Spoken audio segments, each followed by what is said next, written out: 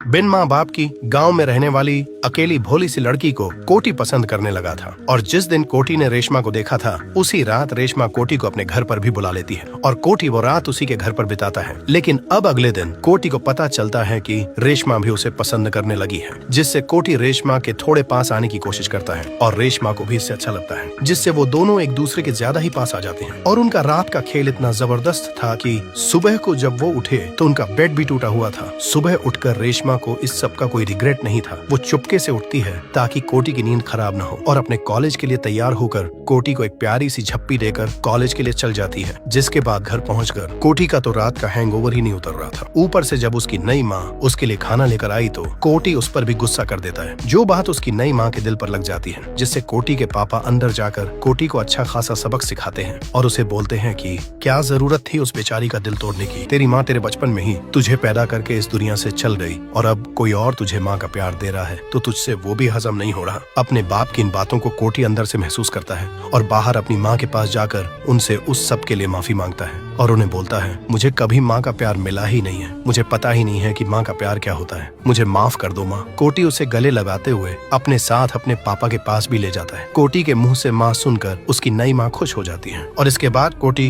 अपनी माँ के साथ पूरे गाँव में घूमने लगता है और सबको बोलने लगता है कि ये मेरी माँ है। और लास्ट में कोटी अपनी माँ को अपने प्यार रेशमा से मिलाने ले जाता है, लेकिन रेशमा तो आज वहाँ आती ही नहीं, जिससे वो वहाँ से चल जाते हैं। जिसके बाद कोटी जब रात को रेशमा के घर गया तो वहाँ भी ताला लगा हुआ था। कोटी के इतने ढूंढने से भी रेशमा उसे नहीं मिलती, जिससे थक हार कर कोटी एक जगह पर बैठ जाता है। कोटी को परेशान देख उसके पीछे बैठा हुआ आदमी उसे पूछता है कि क्या हुआ है बेटा। कोटी उन्हें सब कुछ बता देता है, जिससे वो आदमी अपने फोन पर कोटी को एक वीडियो दिखाता जिसमें एक गाड़ी आती है और एक आदमी उससे वहाँ खड़ी हुई लड़कियों को बोलता है, आज बस नहीं आएगी, मैं तुम सबको आगे तक छोड़ दूंगा। जिससे सब लड़कियां बिन कुछ सोचे समझे गाड़ी में चल जाती है और रेशमा भी उन्हीं लड़कियों के साथ थी। जिससे कोटी जल्दी से उस गाड़ी का नंबर नोट करता है और रेशमा को ढूंढने निकल जाता है, लेकिन हर जगह छानने के बाद भी रेशमा उसे कहीं नहीं मिलती। फिर जब कोटी परेशान होकर एक ढाबे में बैठा हुआ था तो वहाँ पर उसके साथ के टेबल पर दो शराबी बैठे हुए थे, जो बिना किसी मतलब से कोटी को छेड़ने लगते हैं। कोटी का पहले से ही दिमाग खराब था, ऊपर से उस आदमी की हरकतें वैसी थीं जिससे कोटी उसे अच्छा सबक सिखाता है। जिसके बाद से वो आदमी चुप भी हो जाता है। जिसके बाद वो कोटी की परेशानी के बारे में पूछने लगते हैं और वो लोग भी उस गाड़ी के मालिक के ही लोग थे जिसकी कोटी को तलाश थी। जिससे कोटी जल्दी से उन दोनों से उस आदमी का पता लेकर उस आदमी के वेयर हाउस पर पहुंच जाता है और उस आदमी ने उसी जगह पर रेशमा के साथ साथ कई लड़कियों को पकड़ कर रखा हुआ था। कोटी वहाँ पर उन सब लोगों को बहुत बुरी तरह से सबक सिखाता है और सब लड़कियों को उनके परेशान घर वालों तक पहुँचाता है और खुद रेशमा के पीछे चल जाता है। बेचारी रेशमा ने कोटी को इतने टाइम से बहुत याद किया था और आज फिर से वो दोनों एक दूसरे के पास आ जाते हैं और अगली सुबह फिर से बेड टूटा हुआ था। रेशमा कोटी को बहुत प्यार करने लगी थी,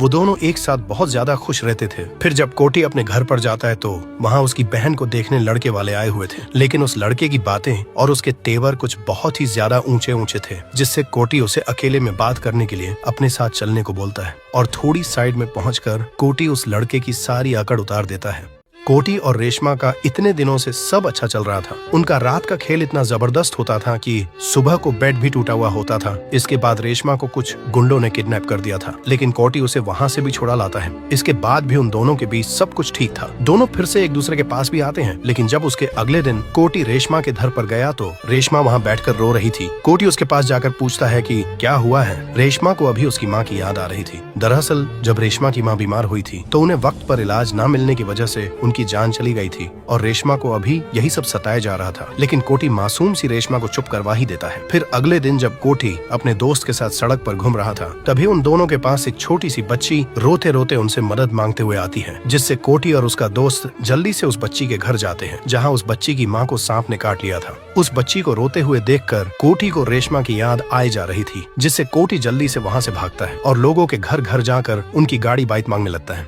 आज सुबह जब कोटी उठा तो वो घर के बाहर एक बुलेट बाइक देखता है। ये बाइक कोटी की सौतेली माँ ने उसे गिफ्ट दी थी। कोटी सबसे पहले बाइक लेकर रेशमा को लेने उसके कॉलेज जाता है और पूरे दिन भर उसी के साथ घूमता है और रात को रेशमा के घर पहुंच जाता है। कोटी ने आज रेशमा के घर पार्टी करने का प्लान बनाया था, लेकिन आज रेशमा के घर पर अंडे नहीं थे जिनसे वो कोटी के लिए ऑमलेट बना सके और सिर्फ ऑमलेट न मिलने की वजह से कोटी वहाँ से नाराज होकर चल जाता है। फिर अगले दिन जब रेशमा कॉलेज से आई तो आज तो कोटी उससे मिलने भी नहीं आया था और रात को घर पर भी भी रेशमा उसी का इंतजार कर रही थी, लेकिन वो नहीं आता। दूसरी तरफ कोटी अपने घर पर नहाने के लिए बाथरूम में जाता है, जहाँ रेशमा पहले से ही पहुंची हुई थी। कोटी उसे देखकर घबरा जाता है और जल्दी से रेशमा को वहाँ से बाहर ले जाकर उससे यहाँ आने की वजह पूछता है। रेशमा उसे बोलती है, तुम आज आए क्यों नहीं? मुझे तुम्हारी कितनी याद आती है तुम्हें पता है ना। लेकिन कोटी उल्टा रेशमा पर और ज्यादा गुस्सा कर देता है। लेकिन अगले दिन कोटी को अपनी गलती का एहसास हो गया था और आज रेशमा भी उस पर अपना हिसाब बराबर करती है और दोनों के बीच फिर से सब कुछ ठीक हो जाता है।